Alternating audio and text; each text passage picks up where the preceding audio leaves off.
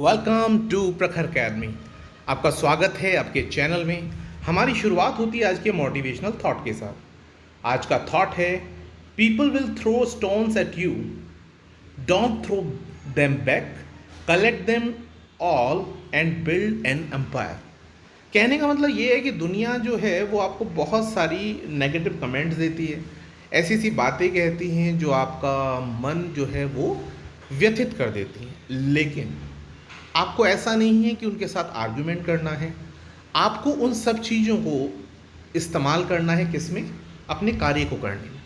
आपको जो गुस्सा आता है उस गुस्से को व्यक्त नहीं करना है, उस गुस्से का इस्तेमाल करना है उस फ्यूल के रूप में जो रिक्वायर्ड है आपकी पढ़ाई के लिए। यानी आप उन चीज़ों को याद कीजिए, वो आपको क्या करेंगे, वो आपको परेशान करेंगी चीज़ें, और आप इन एलिगेशंस, इन बातों को रिमूव करने के लिए और बेहतर तरीके से पढ़ाई करेंगे। ठीक है? तो जो भी आपको कुछ कहते हैं तो उनसे लड़िए मत, आर्ग्यूमेंट मत कीजिए, उनके साथ सिंपैथी रखिए कि वो लोग कितने नादान हैं और अपना एक मुकाम बनाइए। चलिए खैर, हम शुरू करते हैं आज के प्रश्न के साथ। साइबर सुरक्षा सूचकांक में भारत कौन से पायदान पर रहा है? तो भारत की जो पोजीशन है वो 10th पोजीशन है। अगर हम बात करें साइबर सुरक्षा के मामले में टॉप लेवल पर कौन है, तो पहले नंबर पर आता है अमेरिका। सेकंड रैंक जो सिक्योर कर रहा है वो यूनाइटेड किंगडम और सऊदी अरब। ये आपके दोनों इकट्ठे रूप में सेकंड रैंक पर आते हैं। थर्ड पोजीशन आपकी जो होल्ड की है वो एस्टोनिया ने की है, और 33वें स्थान पर आपका चाइना है, और 79th प्लेस पर पाकिस्तान। अगर हम बात करें एशिया प्रशांत क्षेत्र में भारत की स्थिति की, तो भारत ने चौथा स्थान सिक्योर किया। इकोनॉमिक टाइम्स के हवाले से अगर हम बात करना चाहें तो आप देख सकते हैं, India breaks into the top 10 countries on UN's index measuring commitment to cyber security. ये बड़ी बात है। एक्चुअली लास्ट टाइम ये आई थिंक 47 पर थे और ये 37 प्लेस का राइज आया है। तो United Nation specialised agency for the information and communication technology, जिसको आप इंटरनेशनल टेलीकम्युनिकेशन यूनियन के रूप में आप जानते हैं, तो ITU के द्वारा इसको जारी किया जाता है, has ranked India on the 10th spot in global cyber security index, abbreviated form हो जाता है GCI 2020, that was released on Tuesday. तो India's 10th position is a marked improvement from the index earlier edition released in 2018 when it was ranked on 47th spot। तो but obvious है 47 से आप 10th पर आ गए, नहीं 37 का राइज हुआ है। Notably there has been a rise in the cyber attacks in India since the pandemic began। आपको पता है पेंडेमिक के बाद बहुत सारे कंट्रीज़ में साइबर अटैक हुआ है, जिसमें अमेरिका अछूता नहीं रहा और उसने रशियंस पर आरोप लगाया था, और इस तरह से ये चलता जा रहा है। काफ़ी मात्रा में साइबर अटैक्स हुए हैं। अगला प्रश्न आता है इसके बाद, अंतर्राष्ट्रीय खगोलीय खोज सहयोग नागरिक विज्ञान कार्यक्रम के अंतर्गत अभी हाल ही में तिरुचिरापल्ली के एक शिक्षक और विद्यार्थी ने मिलकर कितने एस्टेरॉयड्स की खोज की और क्या उनके नाम रखे गए? तो ये प्रश्न का उत्तर हो जाता है कि 3 एस्टेरॉयड्स खोजे हैं इन्होंने, और अंतर्राष्ट्रीय खगोलीय खोज सहयोग नागरिक विज्ञान कार्यक्रम के अंतर्गत कार्यक्रम के जो टोटल पार्टिसिपेंट थे उनके द्वारा 167 एस्टेरॉयड्स को खोजा गया। लेकिन अगर बात की जाए भारतीय वैज्ञानिक और उनके शिष्य की, तो उन्होंने 3 खोजे हैं, जिन्हें नासा ने अपना एक टेम्परेरी बेसिस पर एक नाम दिया है, जिनका नाम क्या है? BBM 2101, BBM 2102 and BBM 2103। मतलब BBM कॉमन है, आप 2101 से शुरू करें और 2103 तक जाएं। ठीक है, सिंपल है। किस भारतीय वैक्सीन को अभी कुछ देशों के द्वारा मान्यता प्राप्त हुई है? देखिए ये क्या है, ये आपका वैक्सीन को लेकर के जो डिप्लोमेसी चल रहा है। वैक्सीन डिप्लोमेसी में क्या हो रहा है कि भारत का कहना ये है कि भाई आपका जो वैक्सीन है उसे हम 130 करोड़ भारतीयों के लिए, मतलब इतना बड़ा मार्केट आपको अवेल करा दें, लेकिन आप हमारे वैक्सीन को मान्यता नहीं देते। तो ये एक डिप्लोमेसी है जिसमें भारत को कहीं ना कहीं कुछ जीत हासिल है, और कुछ देशों के द्वारा उसको प्रयास किया जा रहा है कि उसको ग्रीन सिग्नल मिले।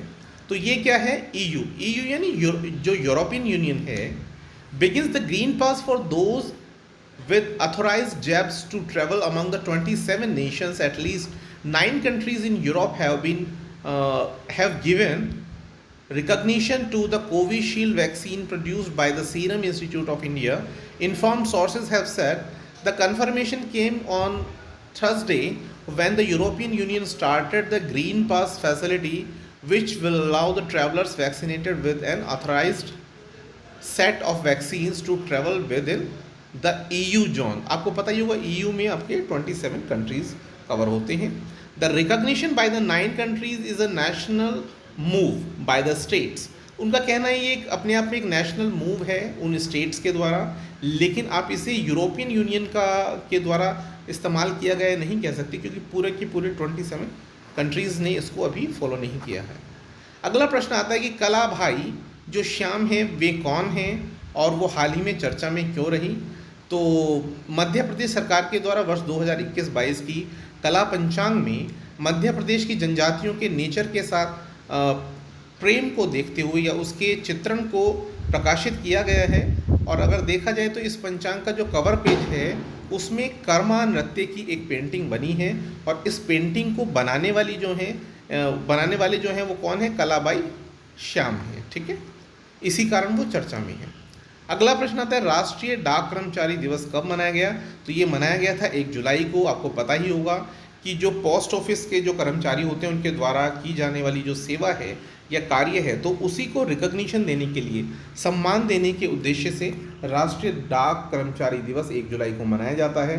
और अगर हम बात करें तो 1 जुलाई को 2 दिवस और मनाए जाते हैं, जो नेशनल चार्टर्स अकाउंटेंट डे है और नेशनल डॉक्टर्स डे. वो मैंने कल बता दिया था, बाकी भी मैंने आज बता दिया है. अगला प्रश्न आता है आज ही के दिन विंबलडन मिक्स डबल में किस भारतीय जोड़ी ने दूसरी भारतीय जोड़ी को हराया. देखिए अपने आप में एक हिस्टोरिकल इवेंट है, तो इसलिए मैंने इसको कवर किया है. तो आप ये देख सकते हैं रोहन बोपन्ना और जो जोड़ी है आपके सामने है सानिया की. It was the first time in open era that the 2 Indian teams competed against each other at a Grand Slam tournament. The experienced pair of Rohan Bopanna and Sania Mirza defeated the brand new combination of the Ramkumar Ramanathan and Ankita Raina 6-7-6. तो आप देख सकते हैं काफ़ी close रहा. Second उन्होंने recover किया है in the historic all Indian mix doubles first round match at the Wimbledon here on Friday. अब अगले प्रश्न पर आते हैं कि टोक्यो ओलंपिक में क्वालिफाई करने वाली अभी जो भारतीय गोल्फर बनी हैं वो कौन है. तो इसका उत्तर हो जाता है ये है आपकी जो गोल्फर बनी है अदिति अशोक. आप देख सकते हैं Bengaluru. It's official Aditi Ashok India's loan golfer on LPGA 2 will represent the country at the Tokyo Olympics beginning in less than a month. The 23-year-old Bangalorean was one of the few Indian athletes who was always within the Tokyo cut since the qualification process began in July 2018. She was the 28th in Olympic ranking 3 years ago and number 45 in the 60-player field when the list was announced by the International Golf Federation on Tuesday. Two-time Olympian always sounds better than just one time, an elated Aditi told the TOI, yani Times of India, on Tuesday. It is an honor to be representing India at the world's biggest stage. Very few athletes get to do this in their career. I am looking forward to this opportunity and I am excited to go to Tokyo. ये कहा अदिति अशोक ने. अब अगला प्रश्न आता है इसके बाद, हाल ही में भारतीय नौसेना ने किस देश के साथ जो ईस्टर्न पार्ट है यानी जो पूर्वी चीन सागर है उसमें युद्धाभ्यास किया है. तो ये किसके साथ किया, दक्षिणी कोरिया की नौसेना के साथ. इंडिया टुडे ने इसको कवर किया है. Indian navy worship conducts the military exercise with the south Korean vessel in East China Sea.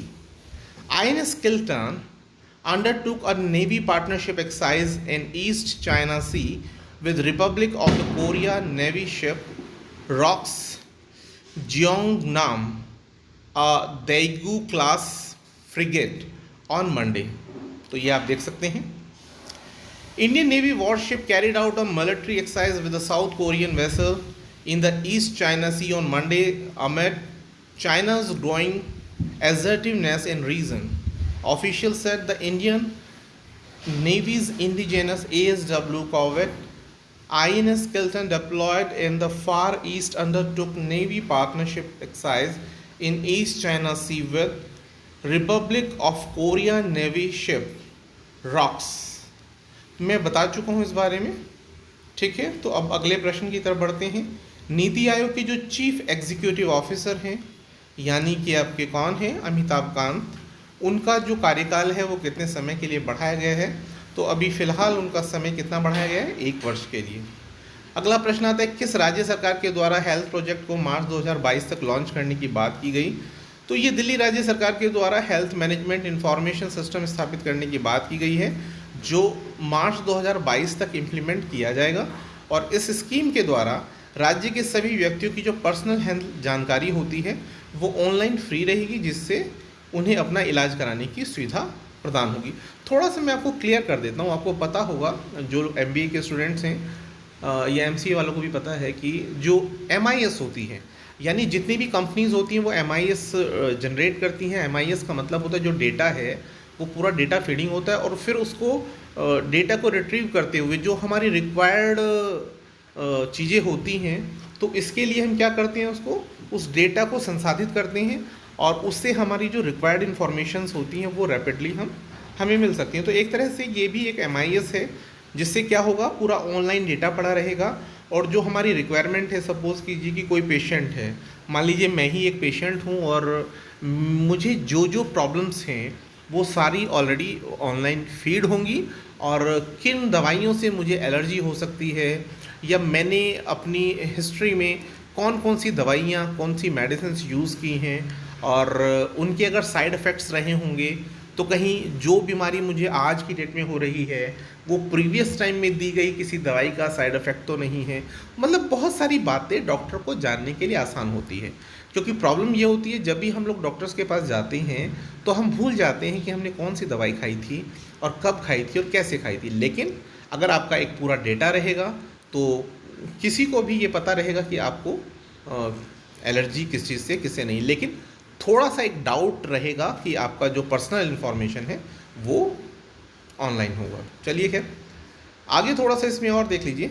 All Delhi resident to get the health cards, chief minister Arvind Kejriwal on Thursday reviewed the progress of the Health Information Management System HIMS and directed officials to ensure the implementation of project by March 22.